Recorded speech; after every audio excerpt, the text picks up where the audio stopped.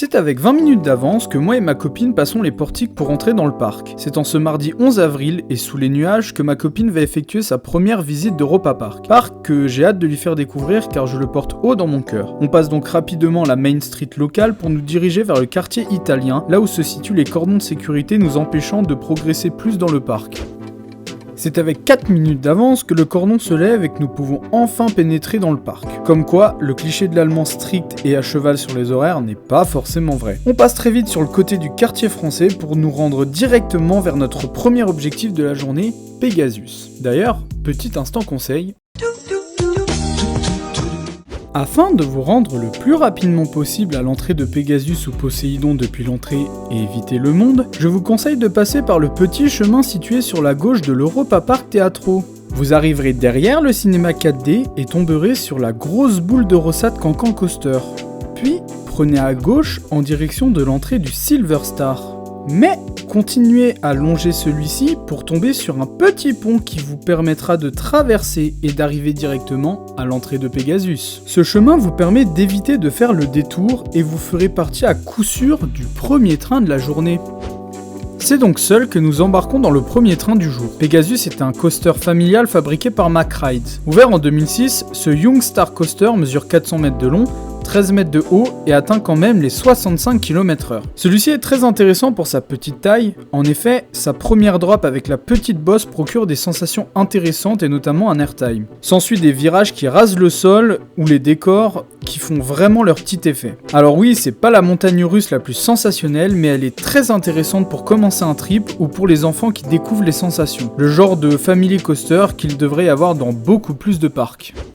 Après ce sympathique Pegasus, nous nous rendons juste à côté pour faire le mythique Poséidon. Inauguré en l'an 2000, ce water coaster MacRides est une icône d'Europa Park, bien que peu confortable. Ici, malgré les nuages, nous nous engageons dans le temple du dieu grec pour rider la bête. Et oui, le parc est bien ouvert aux visiteurs, malgré ce que peut vous laisser penser les images, le parc n'est pas privatisé malheureusement. C'est donc dans cette gare avec une thématique simple mais très efficace que nous embarquons dans un bateau, encore une fois, seul. Un lift pas très agréable plus tard, nous commençons la partie coaster et c'est pas le plus fluide du monde, ça je peux vous le dire. Dans le grand virage, le coaster vibre et donne pas mal d'à-coups, c'est pas très agréable. Un frein de parcours, puis descendre pour arriver sur le premier splash qui mouille plus ou moins en fonction d'où t'es assis dans le bateau et surtout en fonction du nombre de personnes et du poids dans le bateau. S'ensuit une partie balade assez longue permettant d'admirer la beauté de cette zone grecque, puis un deuxième lift pas très agréable plus tard nous amène sur la deuxième partie dite coaster de l'attraction. Rien de bien fou, une montée, un virage et une chute. Chute qui d'ailleurs casse en son centre permettant un léger flottement qui peut surprendre la première fois. Une bosse et un splash qui mouille un peu plus que le premier pour finir par une petite balade et nous ramener en gare. Poséidon est une attraction sympa à faire avec des splashes et une thématisation vraiment top, mais qui contraste beaucoup avec la médiocrité de sa partie coaster. Pour la suite du programme, nous restons dans la zone grecque pour aller faire Aben Tower Atlantis. Ce parcours scénique interactif nous immerge sous l'eau pour aller prendre place dans des sous-marins et tirer sur des cibles placées sur des poissons ou crustacés. Ce type d'attraction à la Buzz Lightyear Laser Blast à Disneyland Paris ne casse pas 3 pattes à un canard mais reste sympathique à faire en famille ou entre amis. Ici les décors sont ok bien qu'un peu vieillissants. Petite tristesse aussi de ne plus avoir la mythique musique d'ambiance mais bon, c'est la vie, la nouvelle est pas si mal que ça. Rendons-nous maintenant dans la zone suisse située non loin d'ici pour continuer la chasse au crédit. Nous entrons donc dans la file d'attente de Matterhorn Blitz. Cette Wild Mouse construite en 1999 par MacRides prend place au sein d'un château. Pour le ride, rien de bien extraordinaire, c'est une Wild Mouse quoi, genre... Voilà, rien d'autre à dire. Petite particularité au début, nous ne montons pas par un lift classique, mais par un ascenseur, nous ballottant de gauche à droite qui fait quand même son petit effet. Attention quand même à la fin du parcours après la photo qui fait un peu mal. Sinon pour le reste du parcours, c'est correct pour ce type de montagne russe. Nous n'aurons malheureusement pas la possibilité de faire le bobsleigh local car attendre 35 minutes pour vibrer comme un téléphone, c'est non merci. Nous prenons donc la direction de la première grosse machine de la journée en passant par le magnifique quartier scandinave qui fut reconstruit après l'incendie de 2018.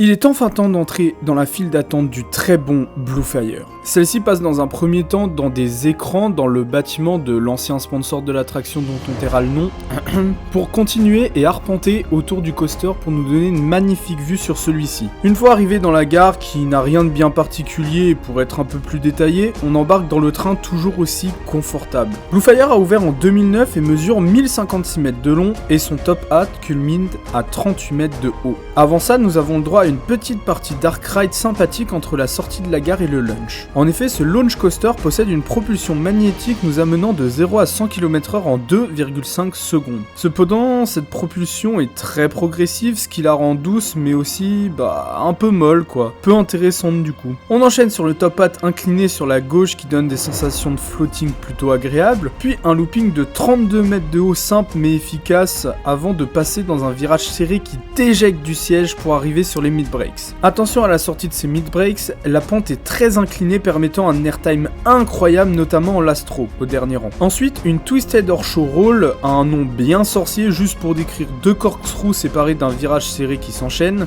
Les deux inversions passent plutôt bien avant d'arriver sur un petit camelback, une bosse, dans le looping. Celui-ci possède un petit airtime sympathique, puis on enchaîne sur un virage à gauche pour reprendre son souffle, avant d'arriver sur le meilleur élément du layout, l'inline twist. Punaise, mais quel plaisir ce truc. Tu le fais éjecter sur l'extérieur, mais comme c'est pas permis. L'impression que tu vas t'écraser sur le sol tellement c'est violent, un pur plaisir. Dernier virage à droite pour arriver sur les freins finaux. Faut dire ce qui est, Bluefire est un très bon roller coaster. Cependant, sa qualité baisse un peu avec ce launch mollasson et son looping moyen. Ça peut être mieux. Cependant, à partir du virage juste après, c'est vraiment du bon. Les inversions sont correctes, les airtime aussi, et que dire de l'excellent inline twist pour finir. De plus, c'est d'une fluidité folle pour un coaster de cet âge. Aucune vibration du début à la fin. Pour cette première de la journée, nous avons pu le faire en lastro et c'est vraiment excellent malgré que le coaster soit froid. Bref, Bluefire est un pur plaisir à rider.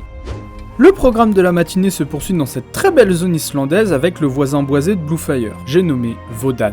Un bon gros wooden coaster de 40 mètres de haut et 1500 mètres de long. La file d'attente en souterrain est très belle mais attention, vaut mieux pas être claustro là-dedans. On arrive dans une immense gare tout en bois dans laquelle le train passe durant son parcours à toute vitesse juste au-dessus de nos têtes. Le parcours commence par un petit virage incliné vers l'extérieur qui annonce la couleur avant d'arriver sur le lift. Une fois en haut, le train tourne pour prendre de la vitesse avant de chuter à 100 km/h vers un tunnel. Cette chute est très intense en termes de sensation car le train arrive dans la drop lancée, ce qui donne une sensation d'airtime vers l'avant, tout en étant tiré vers le bas par le wagon. Sensation renforcée par le tunnel avec l'impression qu'on va se le manger. Une fois sorti de l'autre côté, petit airtime avant de faire un long virage à droite bien incliné faisant son effet. On passe ensuite pleine balle dans la gare et à nouveau un airtime en sortie de celle-ci. Le coaster continue au ras du sol, enchaînant virage, changement de direction sec et bosse jusqu'aux freins finaux. Vodan n'est pas le meilleur wooden coaster mais il reste très bon. Sa première drop et ses airtimes sont appréciables et renforcés par la sensation de vitesse constante du début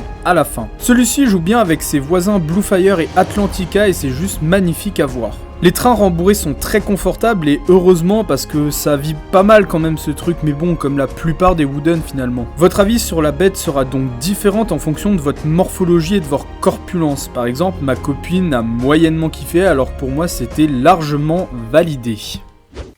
On continue donc logiquement avec la troisième attraction de cette partie du parc, Atlantica. Ce super splash prend place dans la petite zone portugaise d'Europa Park. On entre dans la file d'attente en passant sous un magnifique galion portugais avant d'arriver dans une sympathique gare. Ce super splash mesure 390 mètres de long, 30 mètres de haut et atteint dans sa chute les 80 km/h. Atlantica est grossièrement un shoot de chute mais avec la particularité d'avoir une petite chute en arrière au milieu. En effet, tu montes, tu tournes à 90 degrés grâce à une plaque tournante, tu fais un petit tour en marche arrière, retour en avant et drop.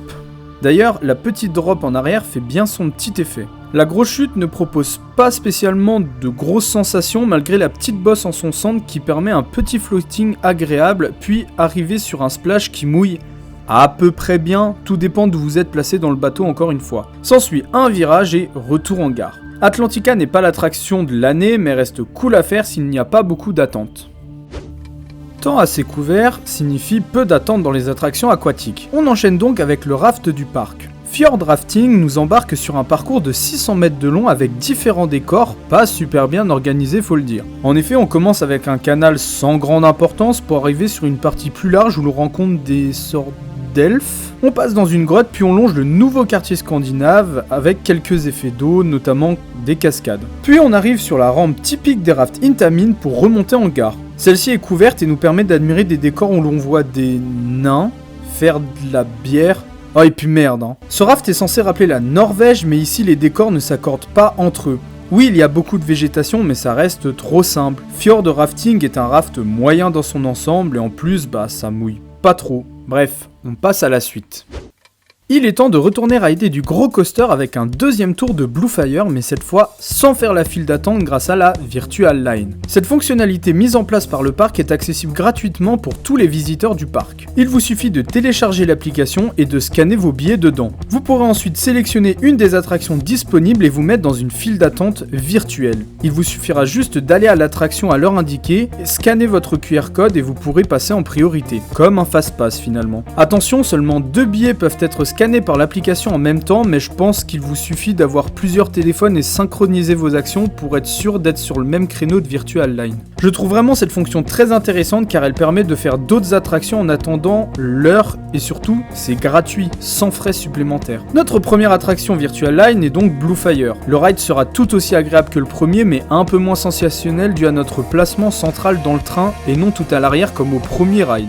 Petit passage par le magnifique quartier espagnol, malheureusement dénoué d'attractions vraiment intéressantes, avant d'arriver dans le pays des contes de fées et nous poser sur un des bancs aux côtés du grand lac du parc. Je trouve cet endroit vraiment très agréable et apaisant pour la pause repas. Ici, nous aurons privilégié des sandwichs achetés dans une boulangerie le matin avant la visite, donc désolé, il n'y aura pas de dégustation de la bouffe du parc. C'est donc durant cette pause de midi que cette première partie de notre visite à Europa Park se termine. En effet, elle sera composée de 2 parties, avec l'après-midi. J'espère que vous aurez apprécié ce nouveau format de vidéo. Si c'est le cas, n'hésitez pas à liker, donner votre avis en commentaire, partager ou encore vous abonner à la chaîne. Je remercie Coasters World d'avoir accepté que j'utilise quelques passages de leur zone ride et je vous laisserai voir leur chaîne dans la description de la vidéo. Moi, il ne me reste plus qu'à vous dire à très vite pour la deuxième partie de cette visite ou pour une autre vidéo.